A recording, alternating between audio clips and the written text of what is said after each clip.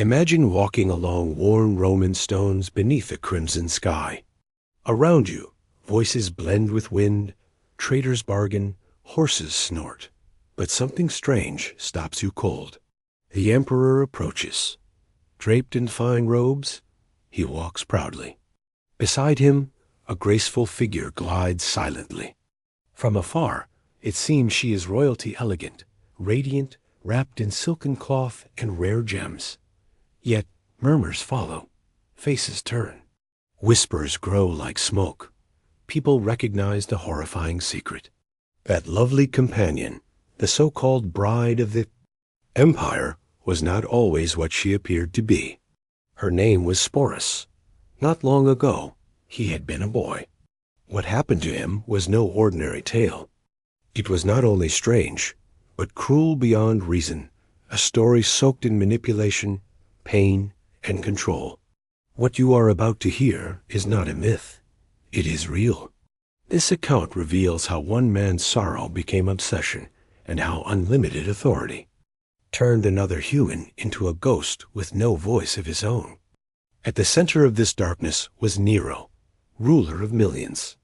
But once he had been hopeful. He came to power while still in his teens. People hoped his rule would bring a golden age. He reduced burdens, offered games, performed on stage to entertain. Crowds, citizens smiled. Rome felt alive. But something inside Nero gradually shifted. With each passing year, his heart grew heavier. Maybe loneliness grew unbearable. Maybe silence poisoned his thoughts. Maybe love, once warm, twisted into something unrecognizable. He adored one woman, Poppaea Sabina. She stood apart from others. Her beauty drew attention, but her mind made her dangerous.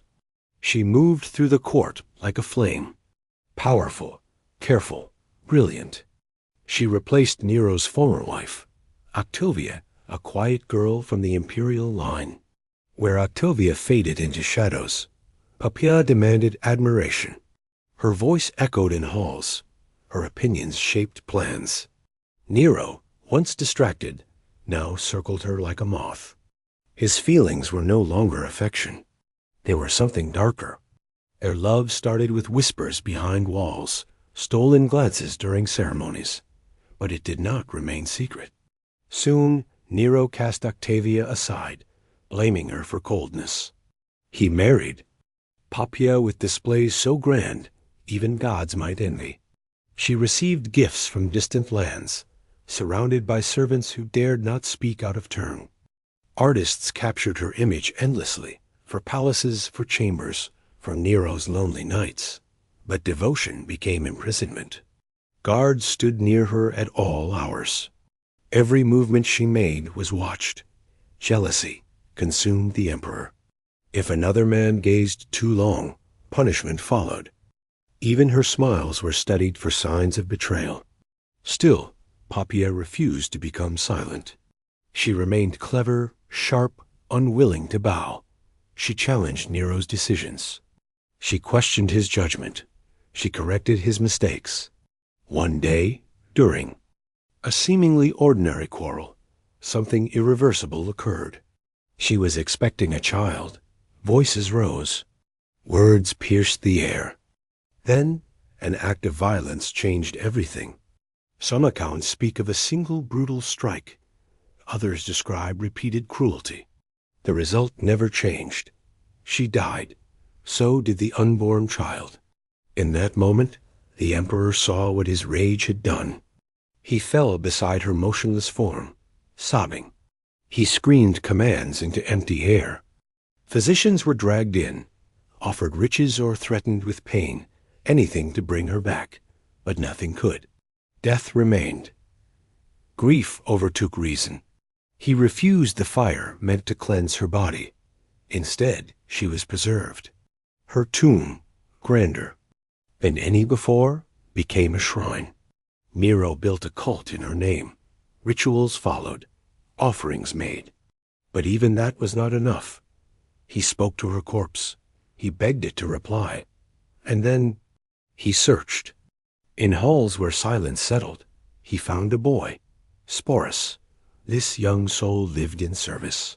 Born into slavery, later freed, he had spent his life within marble walls. He studied, prepared to serve wisely. He had done nothing to invite attention, but his face resembled the Empress. Not slightly, perfectly. His cheeks, his gaze, even the softness around his mouth. Each detail echoed Poppaea. In Rome, appearance meant more than coincidence. Many believed mirrors of the body revealed echoes of spirit. When Nero saw him, something shattered further inside. He believed destiny had returned what death had taken. Only one obstacle stood between desire and illusion. Sporus was male, but Nero no longer accepted boundaries. Gods obeyed him, laws bent before him. Why should form matter? What followed was one of history's most horrifying decisions. He commanded transformation. Sporus did not agree. He did not speak consent. But choice was never offered. Nero summoned surgeons. Not for healing, for change. The procedures were savage. Ancient blades cut flesh. Crude tools moved where life once lived. Pain-filled halls. Blood-stained linens. Infection threatened survival. But Sporus endured.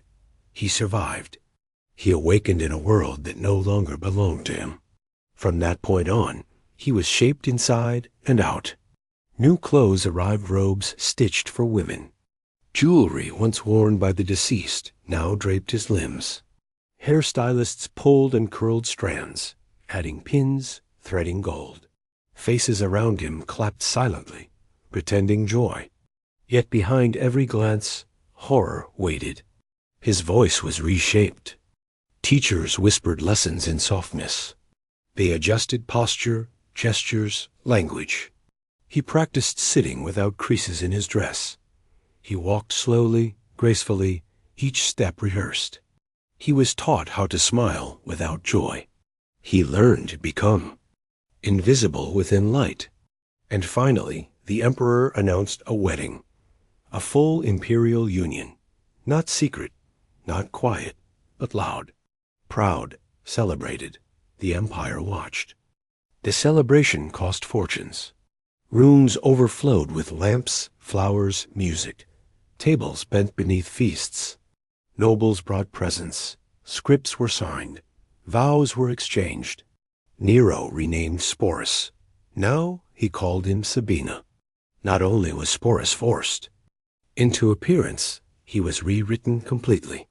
From that day forward, Sporus lived as an empress. He had a staff, a home within the palace. Guards followed him. Coaches carried him. But none of it brought comfort. Every corner of his chamber reminded him of someone he never knew. Every object belonged to a ghost. Nero believed she had returned. He spoke to Sporus about old moments he had shared with Poppaea. He expected familiar replies. He wanted memory where there was none. And Sporus responded as required. Smiled when needed, reacted on cue. Mistakes were not allowed. Sporus learned Nero's thoughts, anticipated emotions, played the role so well that even critics became quiet. But inside, something collapsed. His identity no longer lived. He could not remember laughter. He no longer felt sorrow. He had become a figure, not a man. Years passed this way. Then Nero decided to travel. He wished to sing in distant lands. He saw himself as a performer. Greece welcomed him unwillingly. Sporus followed. Now an empress without a voice, without history. Foreign nobles tried to understand what they witnessed. A boy in gowns. An emperor in denial. A nation wrapped in fiction. But power fades. Rebellions began. Provinces turned against Nero. Leaders rose. Armies marched. Rome no longer feared its ruler. The Senate spoke. The guard betrayed him. He fled, and Sporus went with him. Together they hid, in secret places. Hunted. Eventually, Words reached their ears. Capture was near. Nero saw no future. Rather than face shame, he chose death. He ended his life. But Sporus did not find freedom in that. He became an object passed from ruler to ruler. A reminder of the past. Each man treated him as Nero had. Each called him Sabina. Each dressed him in gowns, demanded performances. Until one, Vitellius, made a cruel decision. He planned to use Sporus for entertainment. In the arena. Before thousands. A scene from legend would be acted humiliation dressed as theater. Sporus saw what was coming. This time, he made a choice. For the first and final time, he acted with his own will. He took poison. He left the world quietly. He was young, no more than 20. The empire remembered the emperor. But few spoke of the one whose name was taken, whose soul was crushed, whose smile never belonged to himself. Yet this tale matters, because it shows how easily humans vanish behind power, because it shows how cruelty hides behind beauty, because somewhere inside a boy, once called Sporus, something never died. And in the end, when no kindness remained, he claimed the one gift denied him all along, his choice.